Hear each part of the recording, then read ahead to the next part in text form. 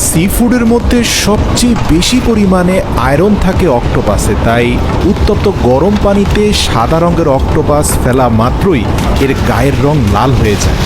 জাপানের সবচেয়ে জনপ্রিয় সি ফুড হচ্ছে অক্টোপাস, কারণ জাপানিজরা মনে করে তাদের দীর্ঘজীবন বেঁচে থাকার পেছনে এই অক্টোপাস খাওয়ার ভূমিকা রয়েছে।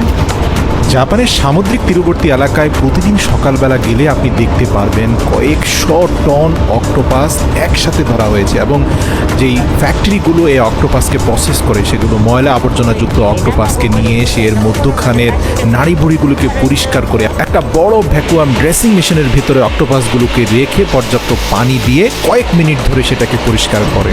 এরপরে সেখান থেকে বের করে দ্বিতীয় ধাপে পরিষ্কার করে, বিশেষ করে অক্টোপাসের 8টি হাতের যে সাকার অংশগুলো রয়েছে যেগুলো ভিতর থেকে ভালোভাবে পরিষ্কার হওয়া প্রয়োজন, সেগুলোকে ব্রাশ দিয়ে ঘষে ঘষে পরিষ্কার করে গরম পানিতে সেগুলোকে সিদ্ধ করা হয়। প্রিয় দর্শক, এখানে 30 থেকে 35 মিনিট উত্তপ্ত গরম পানিতে সিদ্ধ করার সময় দেখা যায় যে এগুলোর গায়ের রং সাদা থেকে লাল বর্ণ ধারণ করেছে।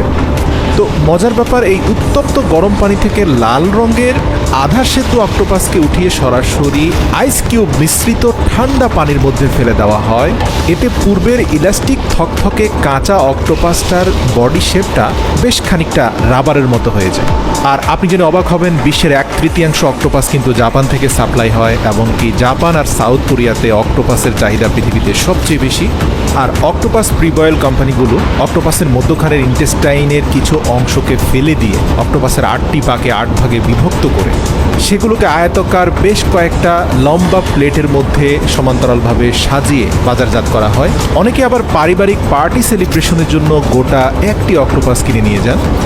ফুড নিউট্রিশনিস্টরা গবেষণা করে দেখেছেন একমাত্র সামুদ্রিক খাবার অক্টোপাস যেটাতে ব্যাড কোলেস্টেরল মানে এলডিএলের থেকেও এইচডিএলের পরিমাণ বেশি।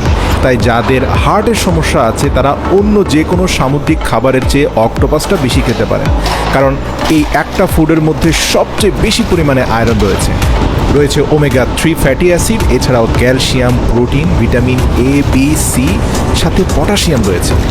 জাপানিজ ডক্টররা নারীদেরকে পিরিয়ড চলাকালীন সময়ে অক্টোপাস খাওয়ার জন্য পরামর্শ দিয়ে থাকেন অন্য যে কোনো ওষুধের বদলে, কারণ এই অক্টোপাসে ফ্যাট কম কিন্তু আয়রন বেশি, আর যে কোনো মানুষের শরীরের রক্ত স্বল্পতাকে খুব দ্রুত কাটিয়ে তুলতে পারে অক্টোপাস।